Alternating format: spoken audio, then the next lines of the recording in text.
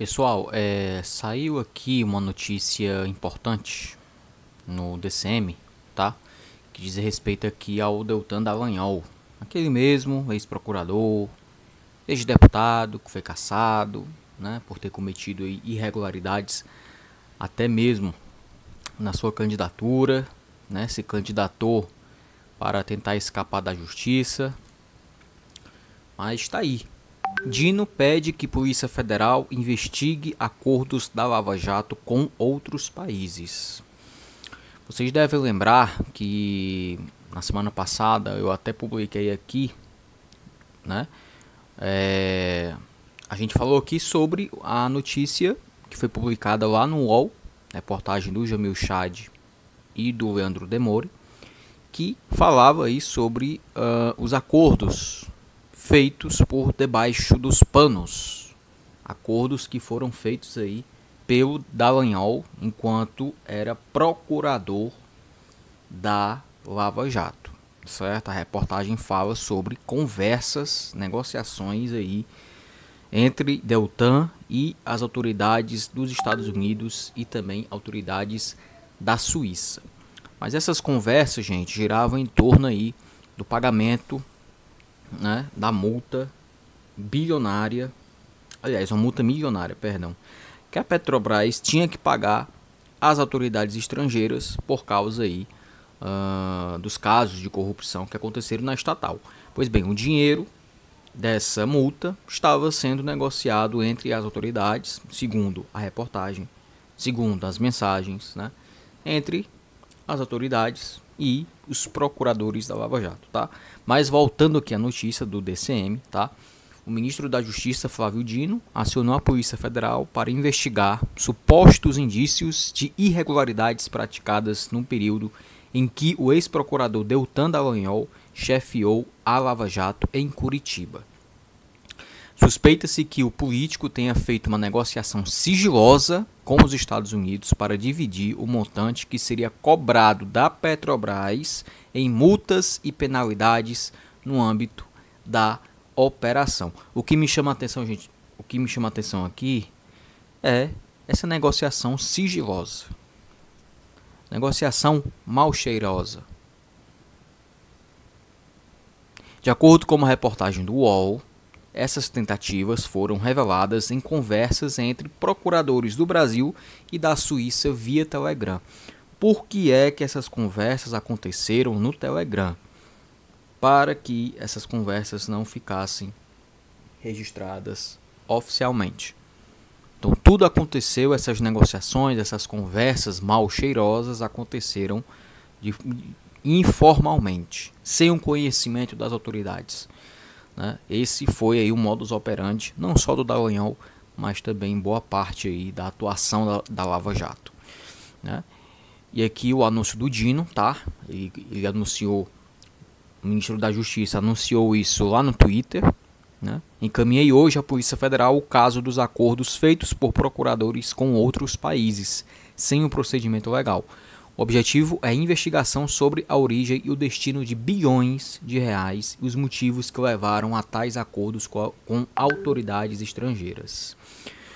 Vamos lembrar, gente, que o Deltan Dallagnol, junto com o Sérgio Moro e toda essa gente da Lava Jato, queria criar uma fundação, né? Uma fundação privada, logicamente, né? Mas que seria abastecida com dinheiro público por meio do pagamento das multas e do dinheiro recuperado, digamos assim, que a Lava Jato conseguiu aí recuperar, né, dos cofres públicos. Ou seja, eles recuperam, digamos assim, né, eles recuperam aquilo que foi supostamente roubado, mas em vez deles devolverem aos cofres públicos, eles queriam se apoderar desse dinheiro através desta fundação. Então isso se chama picaretagem, né? Continuando aqui, agora a Advocacia Geral da União pode apresentar uma ação de improbidade administrativa contra Dallagnol, que teve seu mandato de deputado cassado recentemente. Jorge Messias, chefe da AGU, ainda espera informações da estatal, do Ministério Público Federal e do Ministério da Justiça para planejar os próximos passos. Tem que investigar mesmo. Essa história cheira muito mal. Essas mensagens cheiram muito mal. E graças ao trabalho da imprensa, né, especialmente aí do Jamil Chad e do Leandro Demore, nós ficamos sabendo aí algo que já suspeitávamos faz tempo. Ou seja, que o modus operandi da Lava Jato sempre foi pela ilegalidade. A Lava Jato, na sua essência, ela é uma operação ilegal. Ela atuava de forma ilegal. Quem não lembra dos vazamentos? Né? Quem não lembra, por exemplo, que a presidente Dilma foi gravada ilegalmente, teve uma conversa sua com o agora presidente Lula, uma conversa gravada ilegalmente, e uma conversa que foi vazada ilegalmente, né? A Lava Jato, que era liderada pelo Sérgio Moro. Então, a Lava Jato deixou um rastro muito grande de ilegalidade, né? Porque com o discurso de combater a corrupção, ignorou a lei. E o resultado, um festival de crimes, ilegalidades e nulidades, né? Mas continuando aqui na notícia do DCM, na última sexta-feira, o Ministério Público, junto ao Tribunal de Contas da União, solicitou que a Corte abra uma apuração. Na peça assinada pelo subprocurador-geral Lucas Rocha Furtado, também se menciona o histórico de má atuação dos componentes da Operação Lava Jato. Olha só a fama. O histórico de má atuação dos componentes da Operação Lava Jato. E aí, o Lucas Rocha Furtado disse o seguinte: não é de hoje que me causam surpresa as indevidas ingerências que procuradores da Lava Jato realizaram na operação. Mais uma vez eu digo aqui, a Lava Jato sempre atuou por debaixo dos panos. A Lava Jato ignorava a lei. A Lava Jato tinha como peça central, como atuação central, melhor dizendo, a perseguição política, o lawfare, principalmente contra o presidente Lula. Isso é um fato histórico, certo? E, para completar, a Lava Jato também atuava por debaixo dos panos e negociava aí dinheiro público para benefício próprio. Após a matéria ser publicada, Deltan usou as redes sociais para defender a negociação do acordo, mas ao mesmo tempo alegou não reconhecer as supostas mensagens obtidas mediante crimes sem autenticidade atestada e usadas sem critérios éticos por diversos jornalistas. Então para o Deltan Dallagnol, o culpado é a imprensa. A culpada é a imprensa. Não é ele ser sabujo das autoridades estrangeiras. Não é ele ser aí um lesa-pátria. O culpado é a imprensa. São os jornalistas que fizeram aqui um excelente trabalho.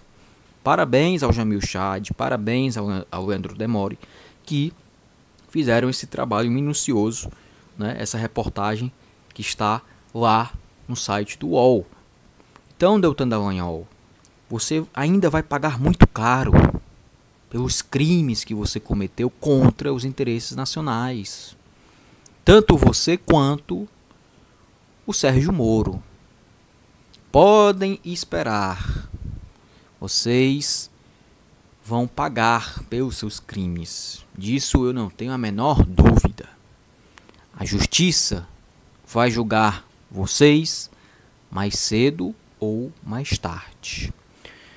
Bom, mudando aqui um pouco de assunto, gente, o Antônio Lavareda, que é aí o diretor do IPESP, né? O IPESP, que é aí um instituto de pesquisa que sempre está fazendo aí pesquisas de opinião, pesquisas eleitorais. Ele fez uma avaliação aí sobre o governo do presidente Lula, no que diz respeito aí às pesquisas de opinião pública. Vamos aqui dar uma conferida na declaração, aqui na análise, melhor dizendo, do Antônio Lavareda, que é cientista político e muito respeitado no ramo de pesquisa. O governo Lula, no meu entendimento, está bem. As pesquisas mostram que a avaliação do governo vai bem. Quando eu digo que vai bem, é o seguinte, eu já falei a palavra avaliação.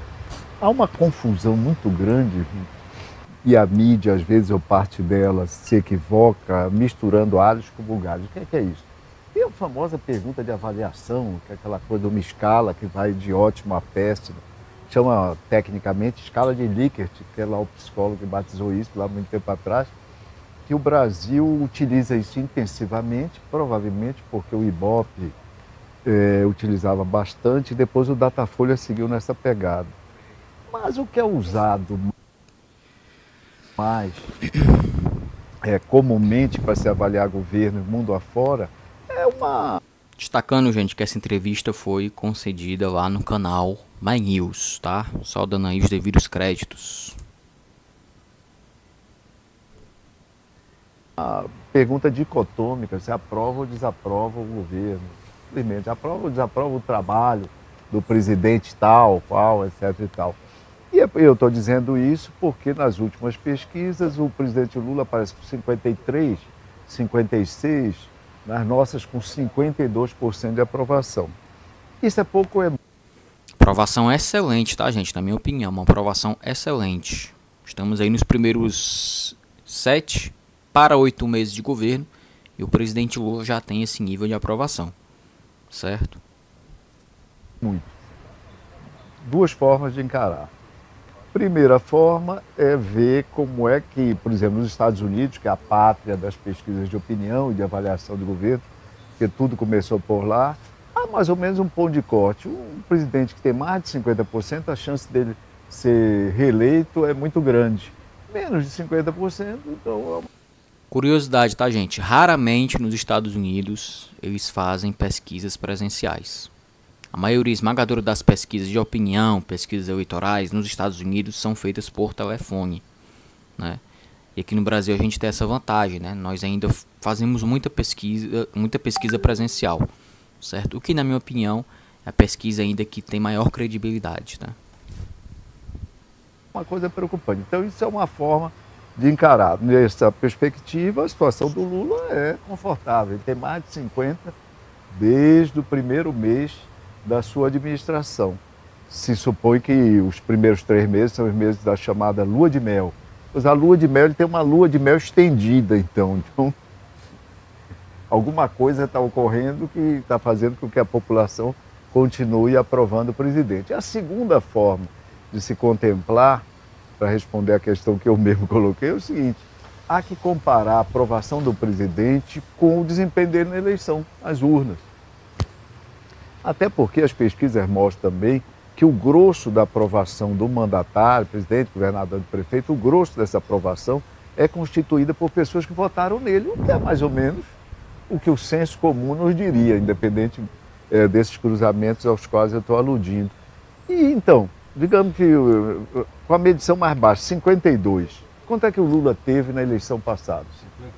51,7. Pronto, Casado, você respondeu da forma como 95% das pessoas respondem, mas não é a melhor forma para comparar, porque isso aí foi o resultado sobre os votos válidos.